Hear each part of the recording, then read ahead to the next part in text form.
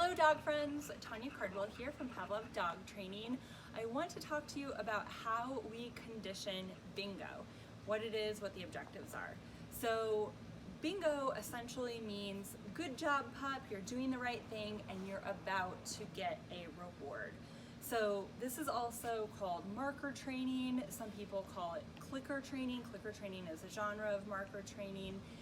Some people call it a bridge, but basically it's any kind of sound, tactile cue, visual that just is choreographed with the moment the dog does the right thing, and it means good job, you're about to get a treat or a ball or a tug or access to the couch or whatever kind of valuable thing your dog appreciates. So we have a new dog here. I'm going to show you guys in another video what that looks like, how we do it. But I want to talk a little bit more about this in particular. So marker training is also, it's basic classical conditioning, which means that one thing, meaning bingo, leads to another thing, which is the good. This is also called Pavlovian conditioning. Our business is named after it, Pavlov Dog Training. So what you're gonna see is, for one, you need something that your dog values. Generally, the fastest, easiest thing early in training is going to be food. We can use a game of tug, access to a place later on, but just to get in a lot of repetitions, food is really valuable. So if your dog will work for kibble, great. If you wanna use their mealtime, great. Otherwise, I will tell you, it creates a little bit more emotional response when it's something a little bit more tasty and savory than their basic kibble. So about food options, we can either use cheese, luncheon meat, turkey, any kind of treats, right? Cheese, I've noticed, tends to be my go-to a little bit just because it's less likely to create loose stools. If you have too much of cheese, it's going to make your dog a little bit constipated. So sometimes it's nice to mix it up a bit. You might do some cheese, some luncheon meat, right? You've got one thing that tends to create looser stools and one thing that tends to firm them up a little bit. You put them together. That's an option. Also, where you put your food matters. Initially, I don't mind if it's on your person, but I want it out of your dog's visual sight, all right? I don't want you to be holding all the treats in your hand and doing this. Ideally, I want them in something behind your person where your dog can't easily see. It can be in a pocket of a hoodie. It could be, you know, if you have baggy sweatpants, it can be in a pocket. I just don't want your dog to think, okay, every time my person is holding food, that's when training happens. The unfortunate side effect of always having it visible is the dog realizes, okay, when my person has food, I'm in training time. But if my person doesn't have food, then I can check out and chase that squirrel over yonder. So you want to have it not be so obvious. All right, so in this case, I have my treat pouch. It's going to be behind me, and I already have it loaded up with some freeze-dried meat.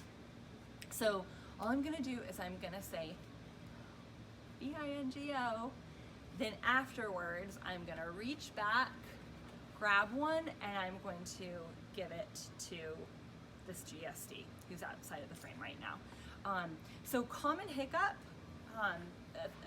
something I just want to tell you about on the front end that's really common is when you're doing bingo, treat, bingo, treat, bingo. He seemed just to perk up with that already. He has not had this lesson before. He hasn't trained with us before, has he, Virginia? No. Okay, so it must, okay, so I'm gonna tell you why I think this German Shepherd just responded. We like to use the word bingo because, I don't know if you could see that in the frame, it's two strong syllables that tend to already capture the dog's attention. Some people use yes, in other circumstances we might say good, but there's something about those, bingo, yes, good boy. There's something about those two strong syllables that dogs automatically go like, You get that, that's actually a really common response. Okay, so going back to what I was saying, bingo. All right. What's gonna happen, your brain, when you're doing this bingo treat, bingo treat, bingo treat, it's going to want to try to streamline and be more efficient, even unconsciously. So what's gonna happen after you're doing bingo and then treat, your brain is gonna try to multitask, super common, and this is what your brain's gonna do. Bingo, bingo, it's gonna try to choreograph them into one step. When your brain does that, just say, thanks brain, thank you for trying to be more efficient, but in this case, that's not super helpful, so it's always gonna be bingo, pause a second, maybe 2 seconds, then reach for the treat, and then give the treat. Bingo. A common thing is, if you need to slow you down your brain, you can always say your full complete name between when you say the bingo and when you give it. So like, bingo, and I'm thinking, Tanya Lynn Heydrich, that's my maiden name from a decade and a half ago. Tanya Lynn Cardwell. You say it, then you reach, and then again, right?